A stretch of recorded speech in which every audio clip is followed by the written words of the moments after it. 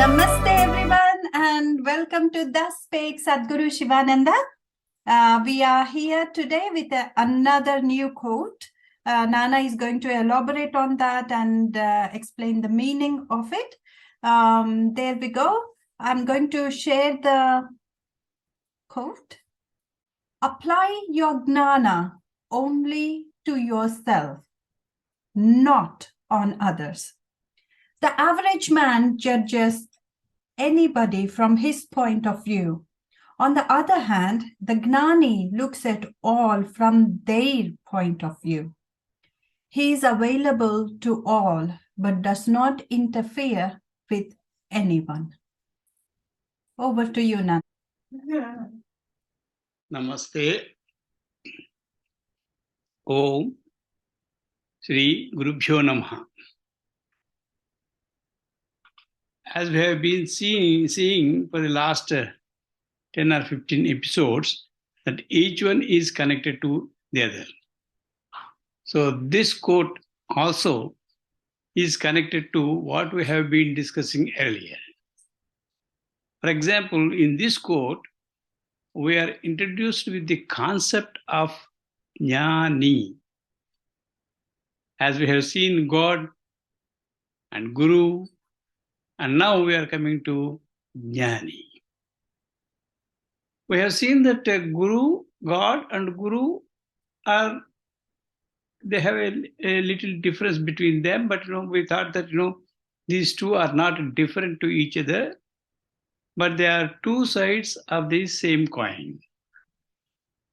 We are asking fervently the God to grant us a Guru. To grant us a Guru has been fervently prayed to God, because we do not know who would be a Satguru. There's a major problem before us. Should we go by the popularity of a particular gentleman or by a God man or this and that, by looking at the number of visitors, lakhs of visitors? So that is very difficult to judge anybody. Except yourself, you cannot judge anybody. So this is what the quote also says. So when you have got a Sadguru, you should not ask Sadguru anything else. We will be asking for so many gratifications. We may be asking for our material desires. But Sadguru is not meant for looking at all these things, satisfying your desires. If you have a desirable desire, Sadguru takes you into his fold and looks after everything. That is a different case. So we have, on one side we have God, and the other side we have Sadguru.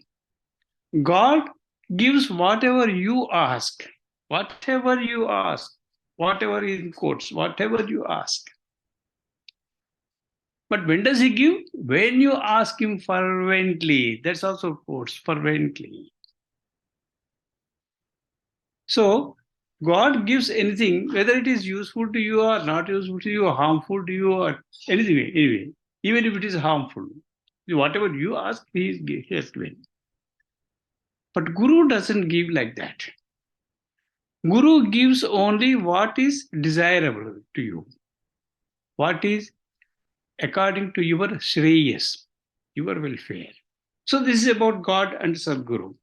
But now a third concept has been introduced here. That is Jnani. Then who is Jnani? Is he God? Or is he Guru? Jnani is not both. He is neither Guru nor God himself. The Jnani is one who knows what we have earlier understood about God and Guru. He knows that God and Guru are one and the same. That is Jnana.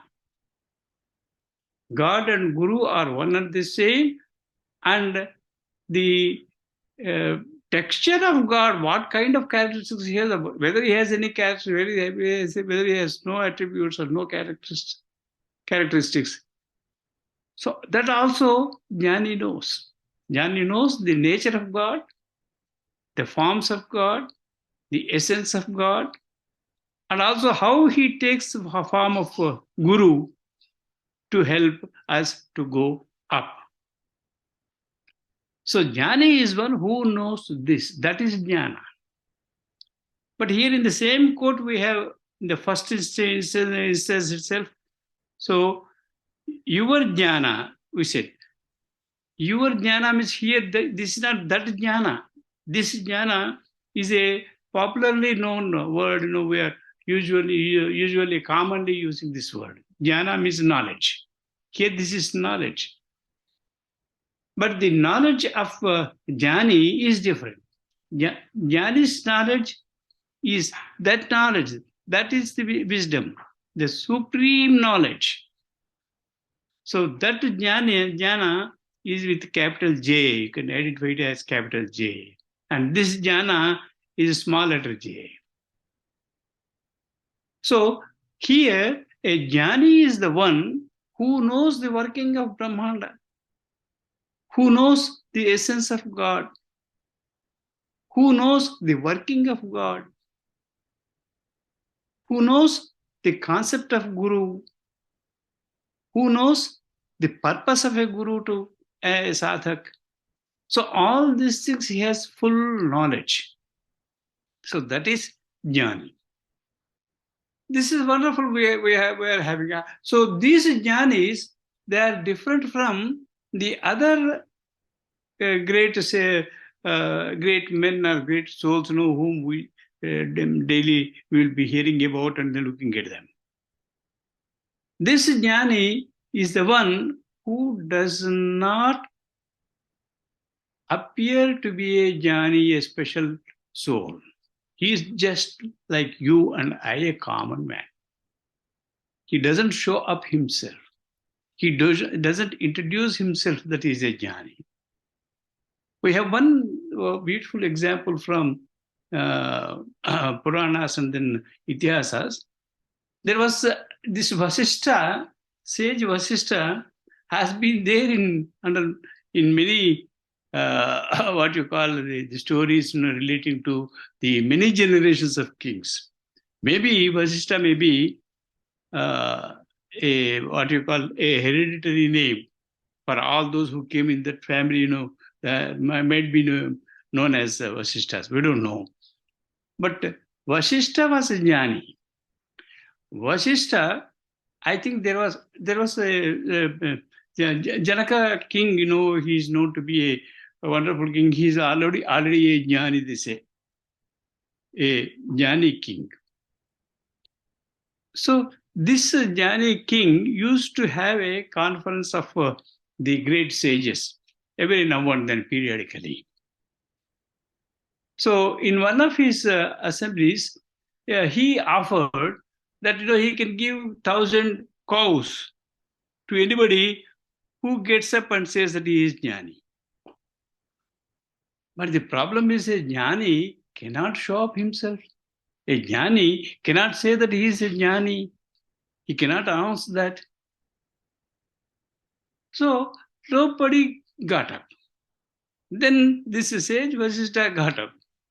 And he did not say that he was Jnani, but he asked his disciples to take all those 1,000 cows to their hermitage. So that is the Jnani. And secondly, this Jnani doesn't interfere in anybody's work.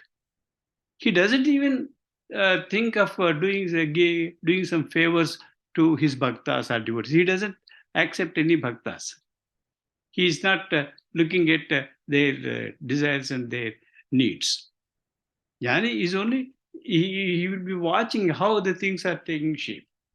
He does not go interfere into anything. The quote also says that he is available everywhere. Because he is a Jnani, he knows what is in Brahmanda, where he could be. So he has this universal consciousness. So he can be everywhere, like God. But he doesn't declare himself that he is a Jnani. And he is available everywhere, and he doesn't also interfere in anybody's activities. For example, again, you can take Vasishtha. There we have sages like Vasishtha and Vishwamitra. These two are different. Vasishtha, his style is different. Vishwamitra's style is different. Vasishtha would only teach you if you ask anything. But Vasishtha does not ask you or direct you or advise you to do something. But Vishwamitra is not that kind of sage. Vishwamitra has his own programs. So he has his plans, not for himself, for the Loka Kalyana, but Vasishtha does not interfere in anybody's activities.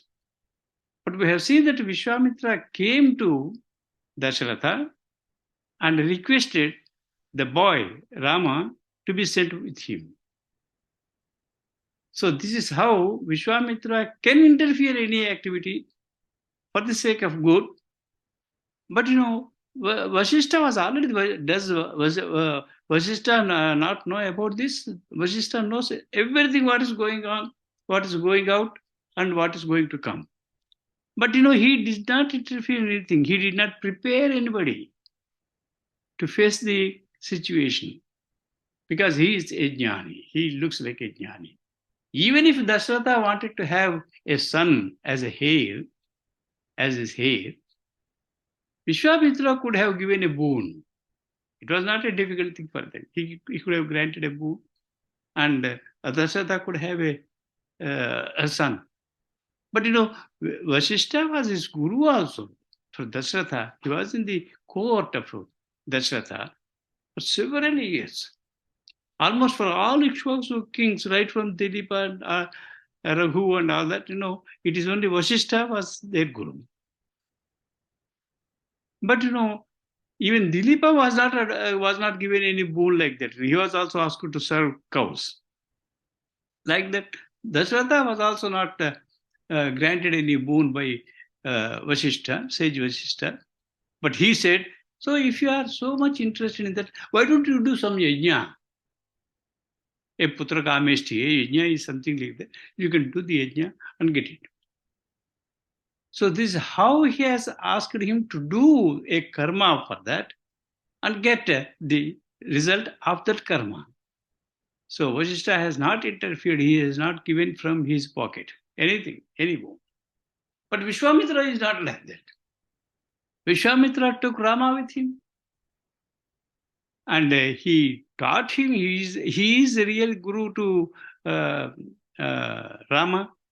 And he has also asked him to perform a yajna from which, all those, weapons, astras, shastras, have come from that yajna, and then those things were given to Rama. So Vishwamitra is positively interfering into this activity. He is making Rama very powerful to face the situation. So this is the difference between a Jnani and a Guru. So Jnani, as a Jnani, you are watching everything, how it takes care. It takes the course. But Guru is different. But he knows what Guru does. Vasishtha knows what Vishwamitra is going to do. Because he advises Dasharatha, don't forget about, don't be afraid of sending Rama with Dasharatha, with Vishwamitra, because there is something good is going to happen. Something good is going to happen. So he only advised him, because sage Vishwamitra is asking for your son and you should give away, because you can't disappoint sage Vishwamitra. So that was he told Dasharatha. And similarly, this Jnani, even when the king wanted to coronate his son Rama, Sri Rama, he put the muhurta, and then he knows that muhurta is not going to happen. But still he did not advise, he did not say like that. It was a good muhurta. Muhurta is no problem. But in that muhurta has been failed by one of his wives, Dasada's wives. He may be knowing that, but there is nothing wrong with the muhurta. He knows what is going to happen.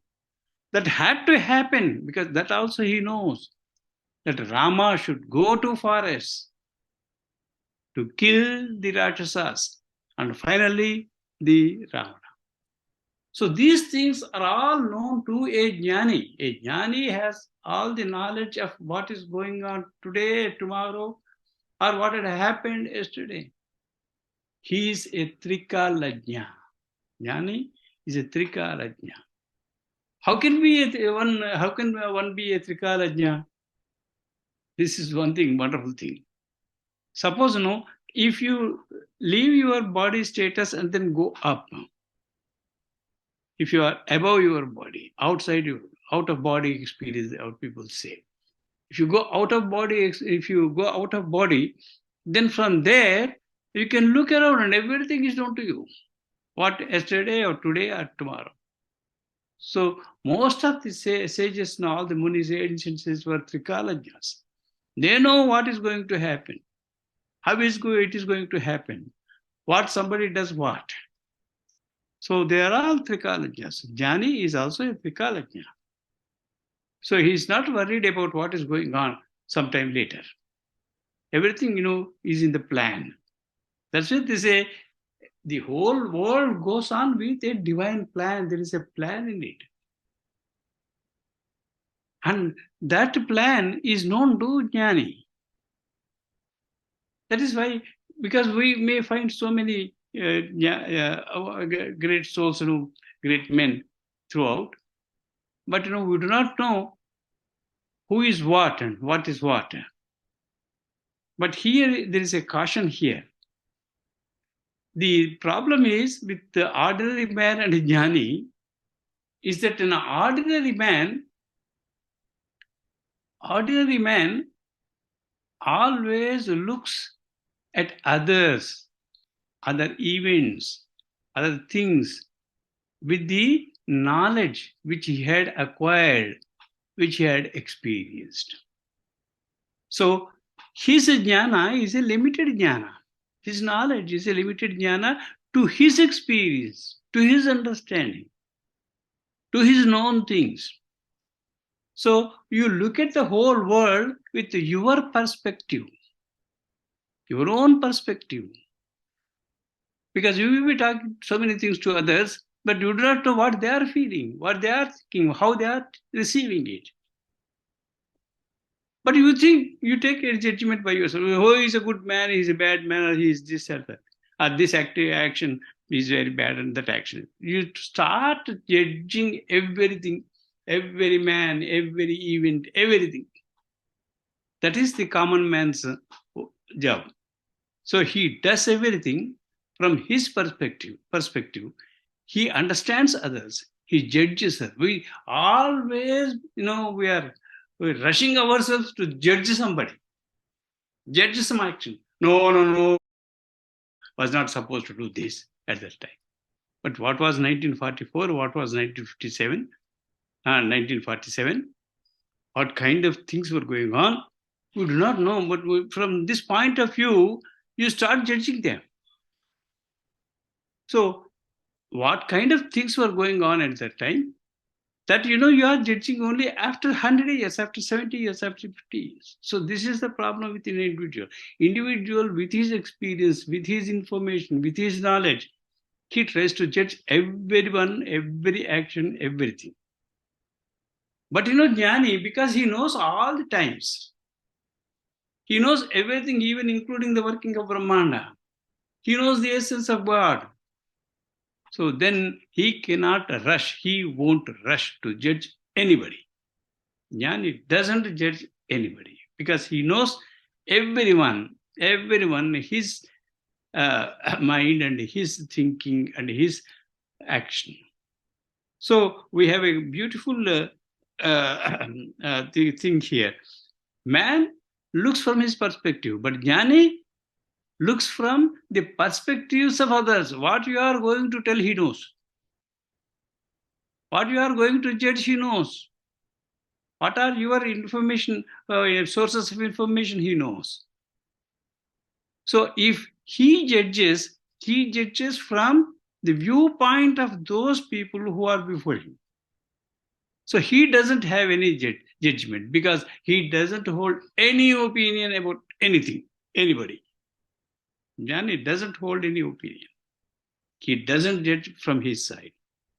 If you say that it's a very bad side, it should not have happened. Even with the Guruji, we used to talk so many things. Sir, that could not have been, that should not have been happened, sir. That he had. Oh, I see. Okay, he says. That's all. He doesn't say that is bad. Because we say from our view, and he knows why we said that. So he keeps like that. Oh, I see. Is it so? Is it so? That's what reaction we could get from a Jnani. Sadguru only reacts that way. He doesn't give his opinion. So this was the thing. He is available to everybody, but he does not interfere with it. Because if you look into the Puranic stories, you will very easily understand the different sages, what they have done. Parshurama, he was involving everything. He was interfering in everything. There are certain a section of sages who were very connected with the activities that are going on because they wanted to correct them and show us a path. Jnanis are also there, a set of Jnanis are also there. They may be great sages, but they are not interfering in anything, but they are only observers and watching. If you ask him anything, he would give you the advice. So these are the things. Now I think the time is getting up, and Jnani, God, Guru. These three have to be understood in their own lights. They are, because there is subtle differences between these two, but they are not different from each other, and they were almost the same with a little difference. So we shall have God, shall have Guru, and we shall have Jnani, and we should know who is who, what is what, and we should be very careful when we are dealing with him. Even with God, you should be very careful to deal with him. God is not that easy. Just, if you say Krishna, Krishna, God is not going to come. So there is many things that you have to understand, you have to follow, you have to do. So let us stop here and see what Hema says. Namaste. Yeah, hello, Nana. Very nice. Yes, I agree. That we have 5 minutes, we can discuss. Yes, we do judge quite. That's our nature. That's our nature. To judge is our nature. Because we are not Gnanis, that's how we are. We are opinionated. We are judging people. We try to balance ourselves, especially ones who are on this path. We try to balance ourselves. We try to not judge. We try to, keep our opinion to ourselves. But then that's us. We do judge. And of course, Gnani, when you are talking about Guru Garu, I have experienced this quite a lot of times. Every time people would come to Guru Garu and say, so and so, oh, did you see this article, Guru Garu? This is what is happening. And, even for cricket matches, people would come. Guru Garu, our team has to win. And he is very excited about our team, and people are telling him about so-and-so player and cricket and blah and blah. And he takes everything with his stride, and he doesn't say that India is going to win. He never says. And people are like, Guru Garu, definitely this time our country has to win, our country. And he would just smile. He never reacts to it or say yes or no to anyone. He's like a spectator. He's just enjoying the whole thing that is happening around him. And I have seen this not just about cricket matches or anything, everything. He's constantly These pictures you observing. used to. Yes, yeah, yeah. We used to say, Guru Garu, our team has to win, and he's like smiling, and yeah, let's see what happens. You know, he doesn't even say, "Let's see what happens." He never said that either. So yeah, true. Jnanis, they just are there. So I will finish today's session, but if you have any questions, please do ask. We would love to hear from you. Thank you for joining with us today.